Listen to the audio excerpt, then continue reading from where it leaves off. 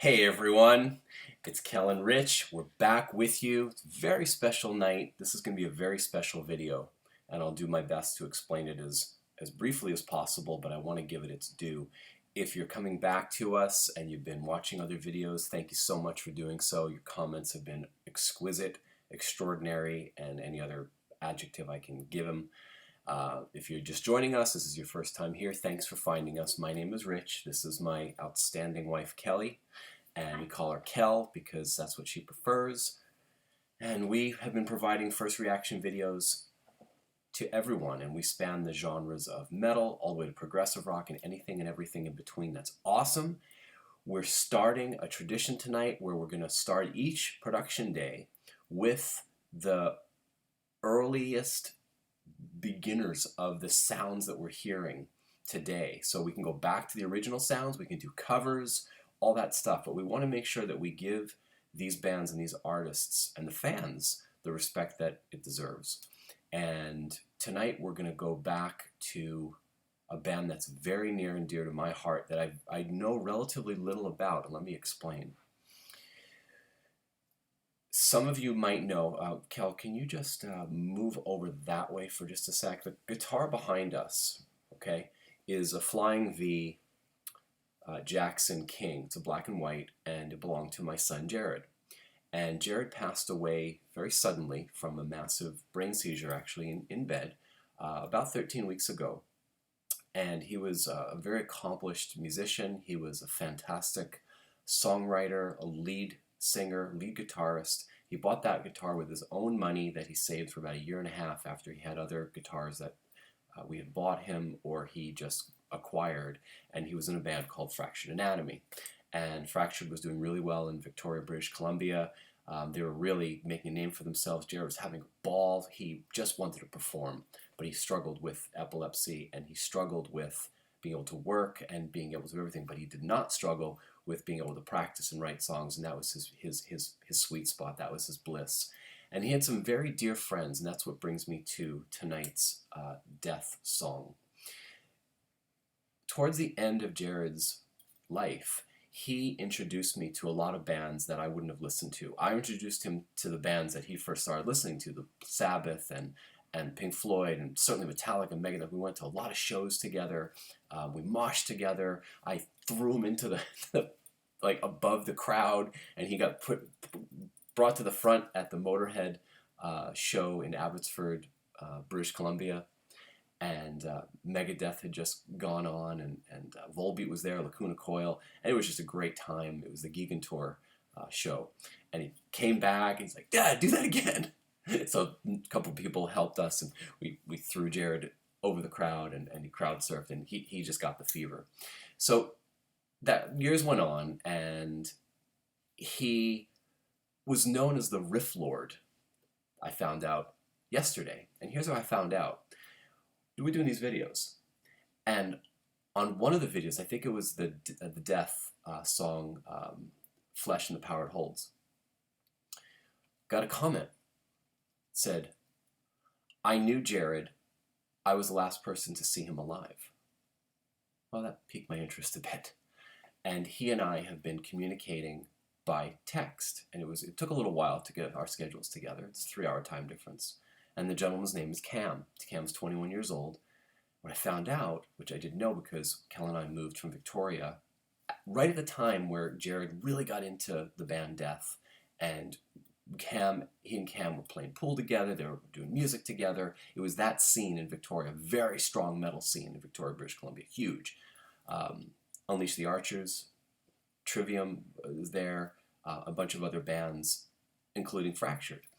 And what I found out was that Jared is still with Cam playing. Cam is learning all the Death songs because Jared knew him backwards and forwards. And as Cam is learning to play better guitar, he's playing the rhythm, and he imagines Jared is playing the lead.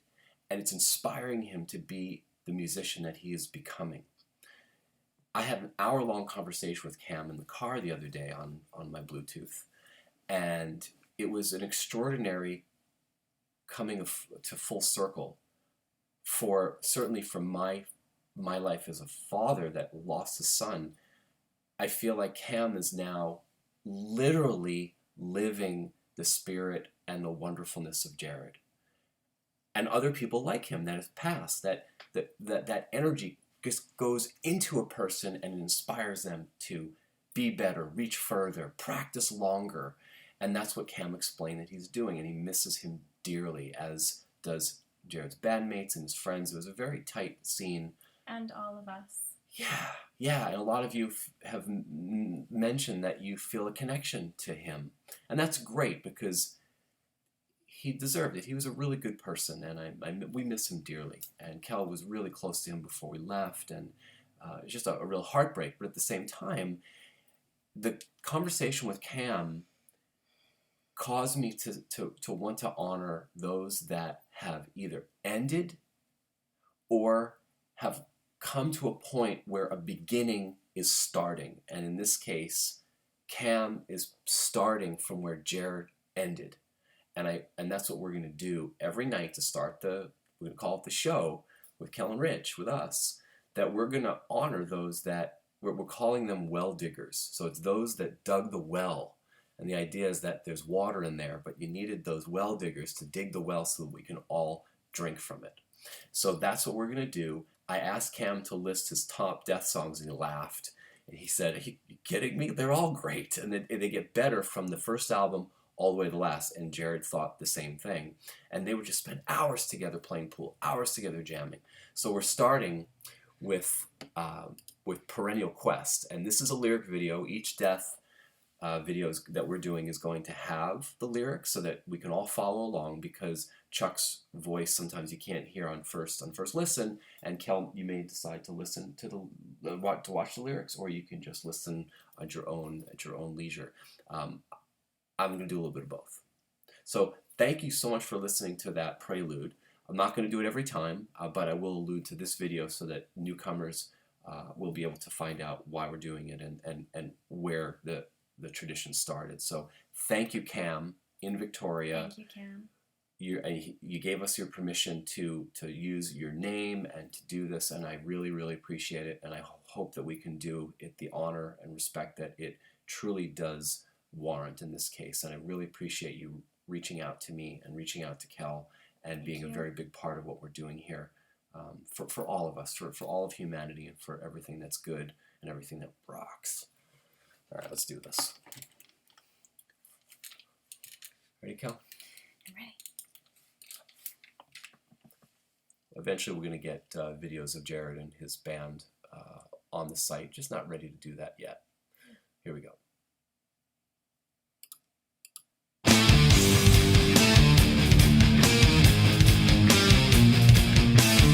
Just a little loud. Okay.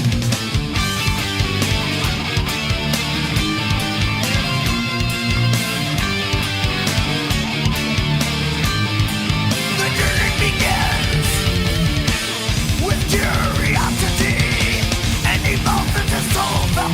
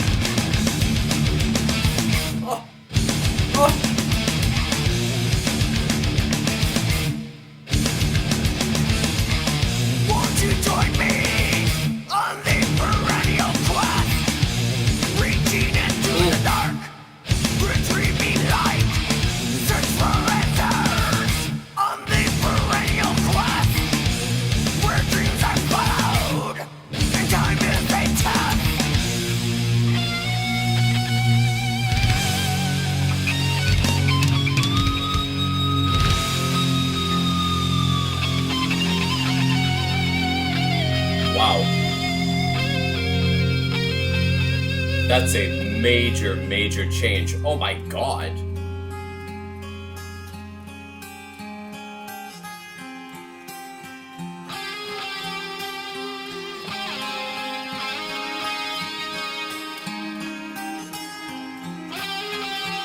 Goosebumps.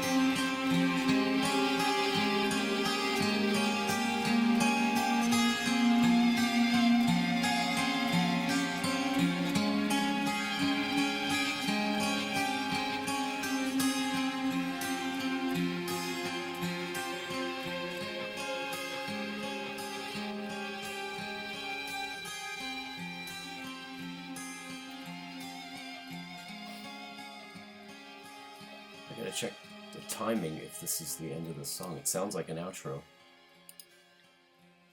Oh wow, that was 8.5 minutes.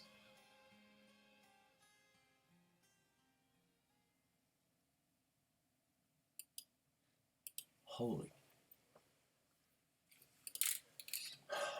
So what Cam explained was that this is actually the last song on the last album, or maybe it was just I don't know, but it was basically the last thing that people remember Chuck for before he passed. The lyrics are haunting, if that is true. I'm sure it's true. I didn't get the details. You guys are the encyclopedias. May Cam, if you're watching, tell us what's going on with this song. And for playing this and learning it, oh my god. The starts and the stops and the speed, they're totally the originators of that style, of that subgenre.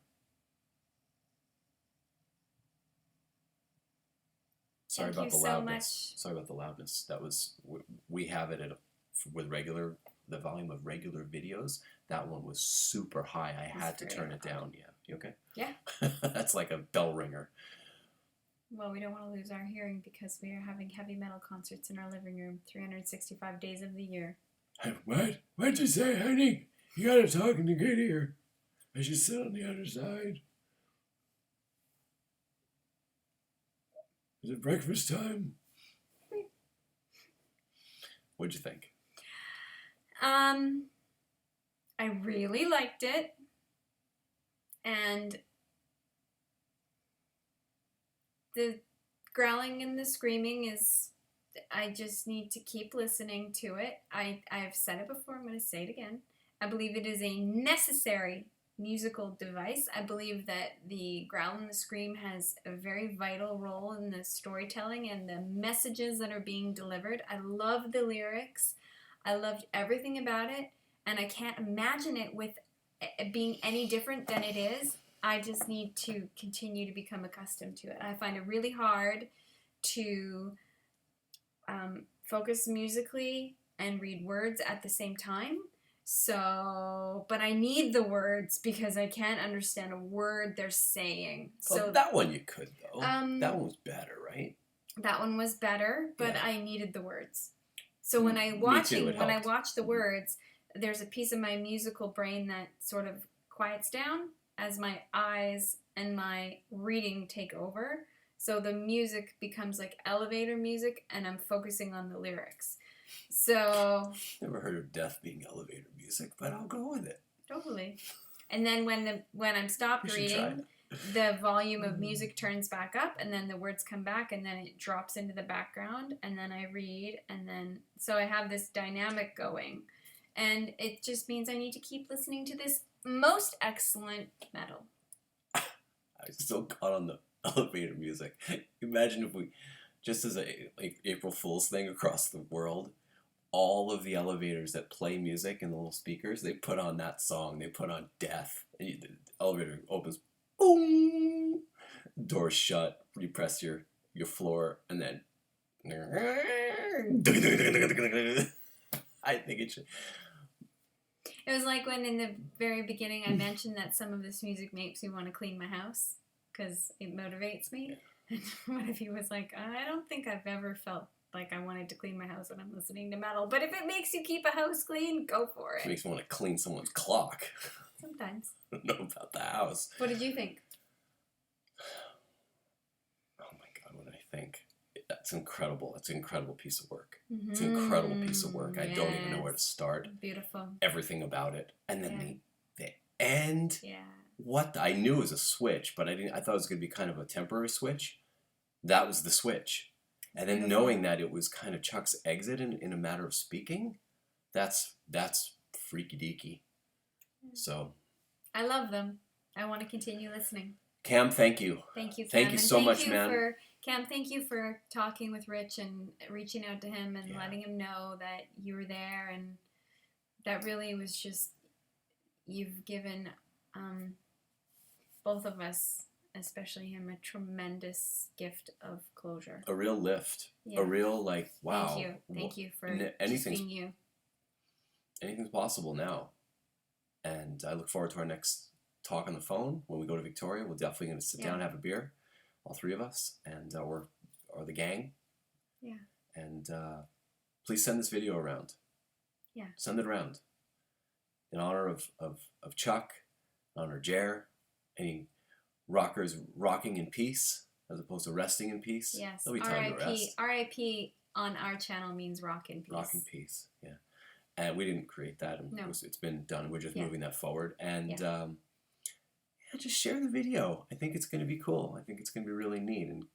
And feel a lot of gratitude at this point for and if any of everyone. the Victoria crew is watching, shout out to all of you. Thanks so much. Kiss for good luck, for love, and best wishes to you guys. Thanks. See you soon. Thanks for being here. Bye. Later.